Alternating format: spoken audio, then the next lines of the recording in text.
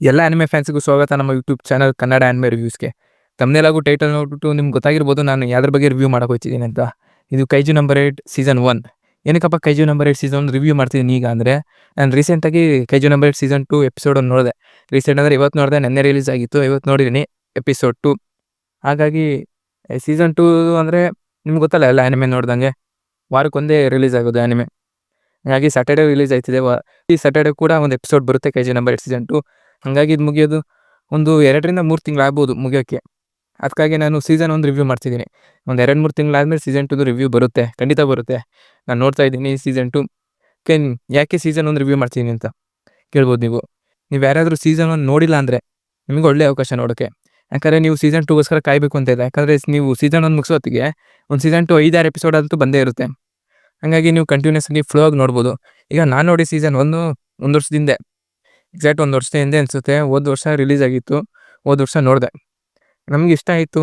ನೋಡ್ಬೋದು ನೀವು ಬಿಗಿನರ್ಸ್ ಆಗಿದ್ದರೆ ನಿಮಗೆ ಕಾಯೋ ಅವಶ್ಯಕತೆ ಇಲ್ಲ, ಕಂಟಿನ್ಯೂಸ್ ಆಗಿ ನೋಡ್ಬೋದು. ಹಾಗೆ ಕೈಜು ನಂಬರ್ 8 ಸೀಸನ್ 1 ಬಗ್ಗೆ ಮಾತಾಡೋದಾದರೆ, ಇದರಿಂದ ಒಂದು ಅಂದಾಜಿಗೆ ಒಂದು 12ರಿಂದ 13 ಎಪಿಸೋಡ್ ಇರ್ಬೋದು ಇರೋದು. ಸರಿಯಾಗಿ ನೆನಪಿಲ್ಲ, ಇಟ್ಕೊಳ್ಳಿ. ಸ್ಟ್ಯಾಂಡರ್ಡಾಗಿ 12 ಎಪಿಸೋಡ್ ಇರ್ತವೆ ಆ್ಯನಿಮೆಯಲ್ಲಿ. ಇತ್ತೀಚೆಗೆ ಬರೋ ಆ್ಯನಿಮೆಸಲ್ಲೇ 12 ಎಪಿಸೋಡ್ ಅಂತ ಇಟ್ಕೊಳ್ಳಿ. ಓಕೆ, ಸ್ಟೋರಿ ಬಗ್ಗೆ ಮಾತಾಡೋದಾದರೆ, ಈ ಸ್ಟೋರಿ ಏನಪ್ಪ ಅಂದರೆ ಈ ವರ್ಲ್ಡ್ ಇದೆ ಒಂದು. ಆ ವರ್ಲ್ಡಲ್ಲಿ ಕೈಜೂಸ್ ಅಂತ ಬರ್ತವೆ. ಕೈಜೂಸ್ ಅಂದರೆ ಡೀಮನ್ ಅನ್ಕೋಬೋದು ನೀವು. ಕೈಜು ಅಂದರೆ ಜಾಪನೀಸಲ್ಲಿ ಡೀಮನ್ ಅಂತಾನೆ. ಡೀಮನ್ಗಳಿವೆ. ಕೈಜು ನಂಬರ್ 8 ಏನಕ್ಕೆ ಅಂದರೆ, ನೀವು ಆ್ಯನಿಮೆ ನೋಡಿದಾಗ ಗೊತ್ತಾಗುತ್ತೆ ಏನಕ್ಕೆ ಕೈಜು ನಂಬರ್ 8 ಅಂತ ಹೆಸರು ಬಂದಿದೆ ಆ್ಯನಿಮೆಗೆ. ಸ್ಟೋರಿ ಬಗ್ಗೆ ಮಾತಾಡೋದಾದರೆ, ನಮ್ಮ ಮೇನ್ ಕ್ಯಾರೆಕ್ಟರ್ ಬಂದ್ಬಿಟ್ಟು ಕಾಸ್ಕಾ ಇಬಿನೋ. ಇವನಿಗೆ 32 ವರ್ಷ. ಈಗ ನೀವು ಬೇರೆ ಆ್ಯನಿಮೆ ನೋಡಿ, ಎಕ್ಸಾಂಪಲ್ ಡಿಮನ್ ಸ್ಲೇಯರ್ ಅಂದ್ಕೊಳ್ಳಿ. ಈಗ ಡಿಮನ್ ಸ್ಲೇಯರಲ್ಲಿ ಈಗ ಒಂದು ಡೀಮನ್ ನಮ್ಮ ಮೇನ್ ಕ್ಯಾರೆಕ್ಟರ್ ಸಾಯಿಸ್ತಾನೆ ಅಂದ್ಕೊಳ್ಳಿ.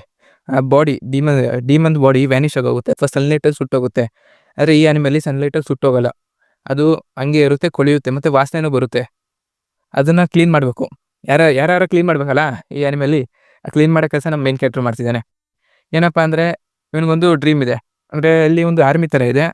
ಡಿಮನ್ ಅಂತ ಅನ್ಕೋಬೋದು ನೀವು. ಆರ್ಮಿ ಕೈಜು ಅಂತಾರೆ ಅಂದ್ಕೊಳ್ಳಿ. ಅಲ್ಲೊಂದು ಆರ್ಮಿಗೆ ನಮ್ಮ ಮೇನ್ ಕ್ಯಾರೆಕ್ಟರ್ ಸೇರ್ಕೋಬೇಕು ಅಂತ ಅವನಿಗೆ ಚಿಕ್ಕ ವಯಸ್ಸಿಂದನೂ ಆಸೆ ಇದೆ. ಮತ್ತು ಅವನು ಅದು ನೇಮ್ ಮಾಡಿರ್ತಾನೆ. ಆದರೆ ಸೇರ್ಕೋಬೇಕಂದ್ರೆ ಒಂದು ಎಕ್ಸಾಮ್ ಬರೀಬೇಕು. ಎಕ್ಸಾಮ್ ಬರೆಯೋಕ್ಕೆ ಲಿಮಿಟ್ ಇದೆ. ಆ ಲಿಮಿಟು ಗೊತ್ತಿಲ್ಲ, 30 ವರ್ಷ ಅಂದ್ಕೊಳ್ಳಿ.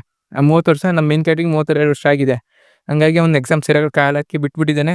ಅದ್ರ ಬದಲು ಪ್ರತಿ ವರ್ಷವೂ ಬರ್ತಿದ್ದಾನೆ ಎಕ್ಸಾಮು. ಹಂಗಾಗಿ ಸಿಕ್ಕಿಲ್ಲ ಅವನಿಗೆ ಅಪರ್ಚುನಿಟಿ. ಅದನ್ನು ಬಿಟ್ಬಿಟ್ಟು ಈಗ ಒಂದು ಕೆಲಸ ಮಾಡ್ತಿದ್ದಾನೆ. ಆ ಕೆಲಸ ಆ ಮಾನ್ಸ್ಟರ್ ಹೇಳಿದ್ನಲ್ಲ ಕೈಜುನ ಕ್ಲೀನ್ ಮಾಡೋದು. ಆ ಕ್ಲೀನರ್ ಕೆಲಸ ನಮ್ಮ ಮೇನ್ ಕ್ಯಾರೆಕ್ಟರ್ ಮಾಡ್ತಿದ್ದಾನೆ ಈಗ. ಮತ್ತು ಹೇಳಬೇಕು ಅಂದರೆ ಒಂದು ಅವಕಾಶ ಸಿಗುತ್ತೆ ಅವನಿಗೆ. ಏನಪ್ಪ ಅವಕಾಶ ಅಂದರೆ, ಎಕ್ಸಾಮ್ ಬರೆಯೋ ಏಜ್ ಲಿಮಿಟ್ನ ಜಾಸ್ತಿ ಮಾಡಿದ್ದಾರೆ ಅವರು. 32ರಿಂದ ಒಂದು 35 ಅಂದ್ಕೊಳ್ಳಿ, 34 ಅಂದ್ಕೊಳ್ಳಿ. ಯಾಕಂದರೆ ಅವನಿಗೆ 1 ವರ್ಷ ಮಿಕ್ಕಿದೆ. ಅವನು ಈ ವರ್ಷ ಪಾಸ್ ಆದರೆ ಆದವನು, ಇಲ್ಲಾಂದರೆ ಅವ್ನು ಪಾಸ್ ಆಗೋಕ್ಕಾಗಲ್ಲ. 1 ವರ್ಷ ಅವನಿಗೆ ಆ್ಯಕ್ಚುಲಿ ಅಪರ್ಚುನಿಟಿ ಬಂದಿದೆ ಮೇನ್ ಕ್ಯಾರೆಕ್ಟರ್ಗೆ.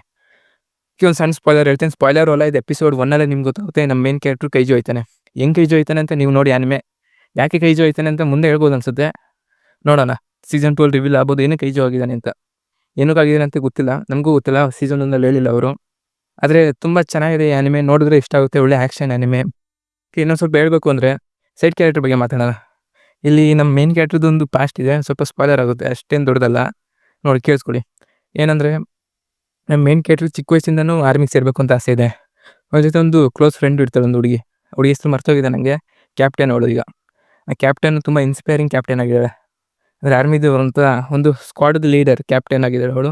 ನಮ್ಮ ಮೇನ್ ಕ್ಯಾರೆಕ್ಟರ್ಗೆ ಹೇಳ್ತಿದ್ದೆ, ನಾನು ಎಲ್ಲರನ್ನೂ ಸೇವ್ ಮಾಡ್ತೀನಿ ಕೈಜೂಸಿಂದ, ನಿನ್ನೂ ಸೇವ್ ಮಾಡ್ತೀನಿ ಅಂತ. ಆದರೆ ದುರದೃಷ್ಟಕ್ಕೆ ಅವಳು ಕ್ಯಾಪ್ಟನ್ ಆಗಿದ್ದಾಳೆ, ನಮ್ಮ ಮೇನ್ ಕ್ಯಾರೆಕ್ಟರಿಂದ ಕ್ಲೀನರ್ ಆಗಿದ್ದಾನೆ. ನೋಡೋಣ ಕ್ಯಾಪ್ಟನ್ ಆಗೋಕ್ಕೆ ಏನು ಅಪ್ರೋಚ್ ಮಾಡ್ತಾನೆ, ಹೆಂಗಾಗುತ್ತೆ. ಈಗ ಏಜು ಆಗಿದೆ ಅವನಿಗೆ 32. ಅದೇ ಒಂದು ಸ್ಪಾಯ್ಲರ್ ಹೇಳ್ತೀನಿ, ಅವನು ಸೆಲೆಕ್ಟ್ ಆಗ್ತಾನೆ.